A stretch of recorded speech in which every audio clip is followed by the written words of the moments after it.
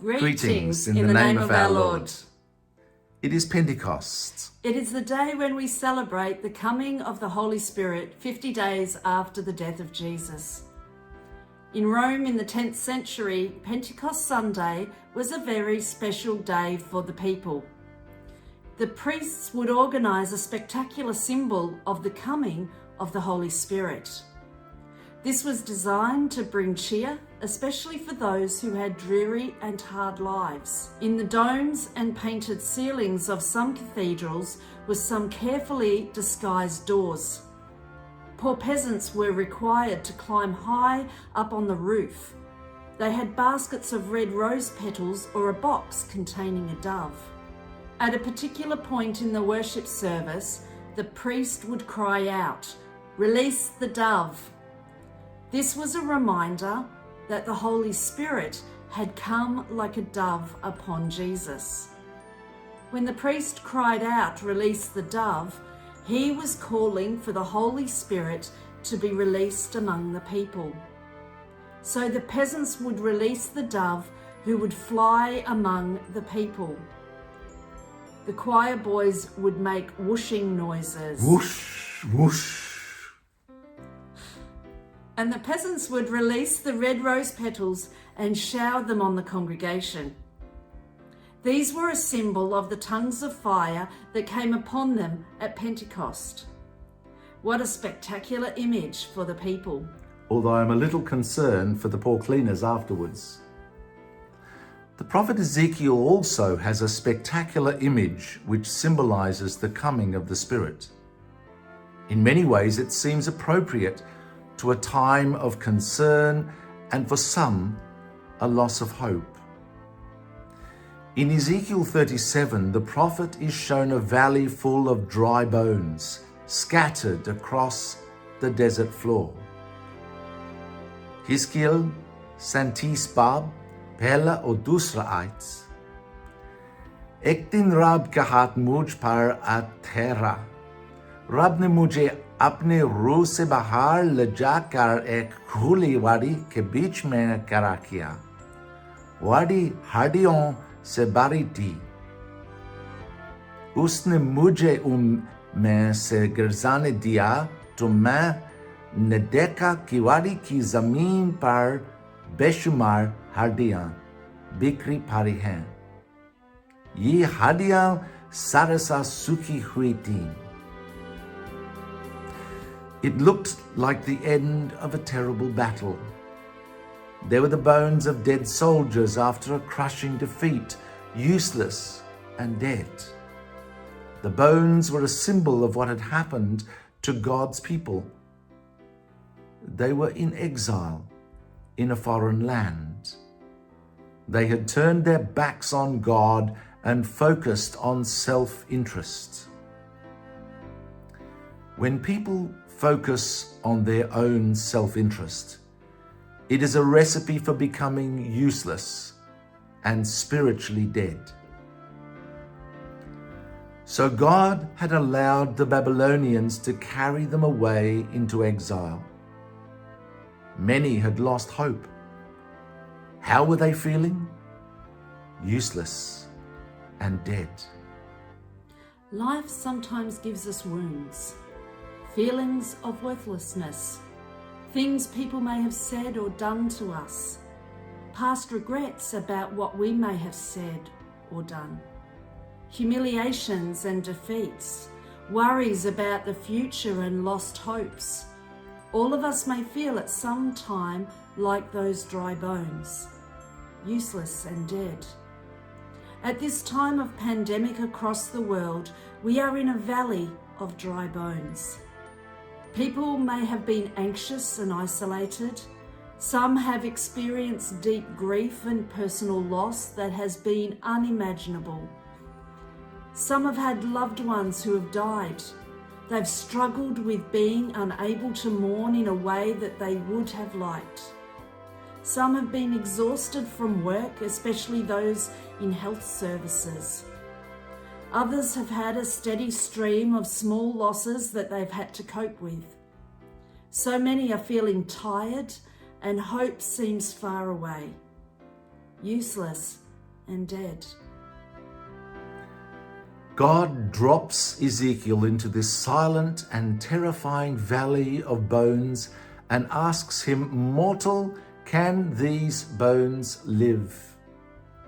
"Ay, Adamzad, kya ye hardiyan dobara zinda ho sakti hain?" You could expect Ezekiel to respond, "Not a chance." Instead, his reply is ambiguous. मैंने जवाब दिया, "आई रब खदिया इमुतलाक, तू ही जानता है." Perhaps Ezekiel is saying, "Only you know. That's for you to decide, not me." In these days of pandemic, many people are asking, when will things return to normal? What they're really asking is, when will things return to how they were before? But maybe God is gently helping us to understand that normal was really just dry bones. How things were before was actually dry bones. And as we stand in this valley of dry bones, maybe we can see more clearly.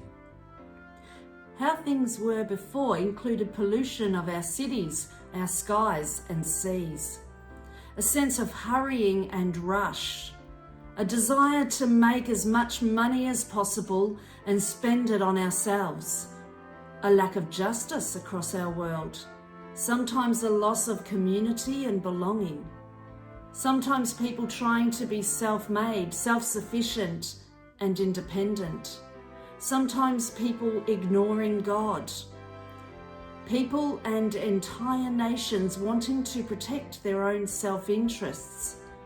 And this pandemic has shown us that these things were dry bones, useless and dead.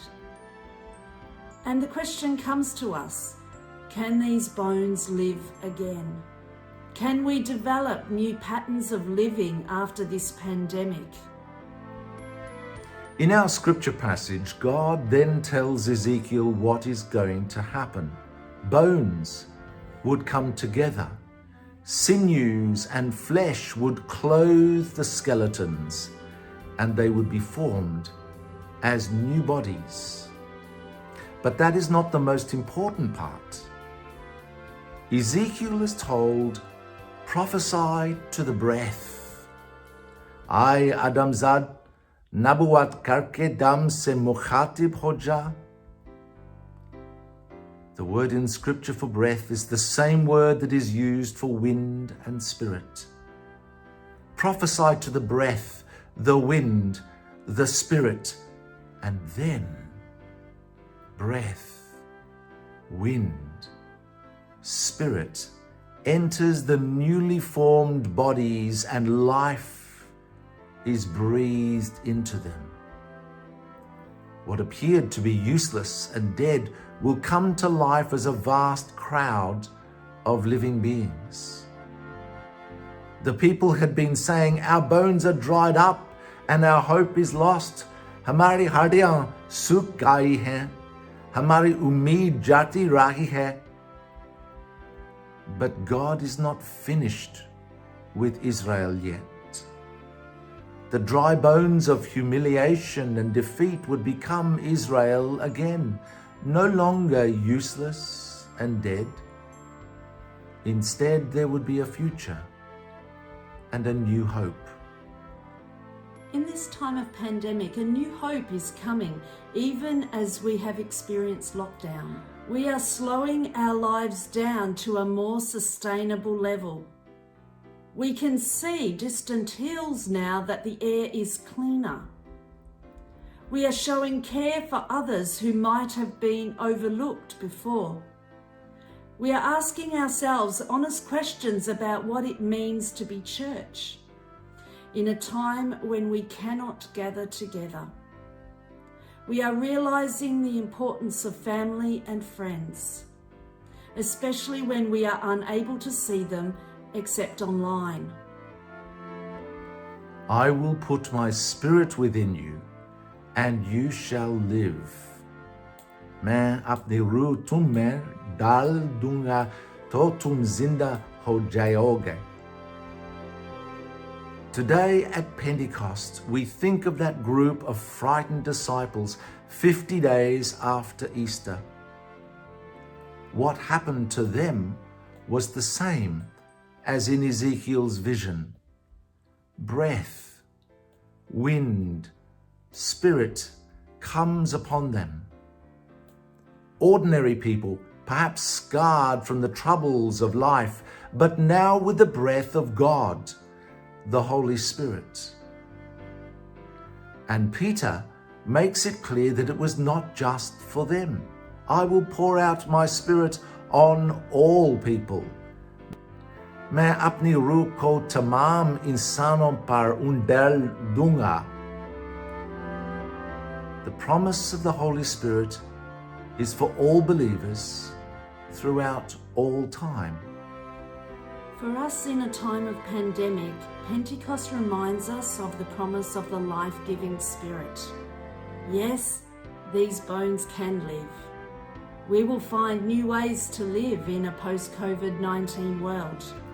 The Spirit will breathe new life into us.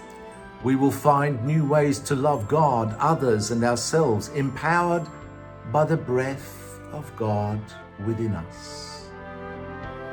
We will find new ways to care for others, enabled by the wind of God within us. We will find new ways to live like Jesus, energized by the Spirit of God within us. Even so, Sovereign Lord, release the dove. May your Holy Spirit be released in us at this Pentecost time. Anna Gobeldale wrote this prayer which we share to conclude our reflection. God of life, hear my prayer. Withered, cracked, pale. Sometimes I feel like a pile of old bones. Dry, brittle, broken. Sometimes I feel as though all hope is lost. Dry bones, hear the word of God. Your word of mercy, peace, and justice shakes me into being, fills me with hope and purpose, empowers me to rise renewed and recharged. I will put my spirit within you. I am who I am because you have created me in your image. I rejoice because your spirit courses through my veins. I love because you loved me first. And you shall live. Thrust me into the day with eagerness and delight. Use me as your own, for my life is yours. God of life, hear my prayer. Amen. God bless you.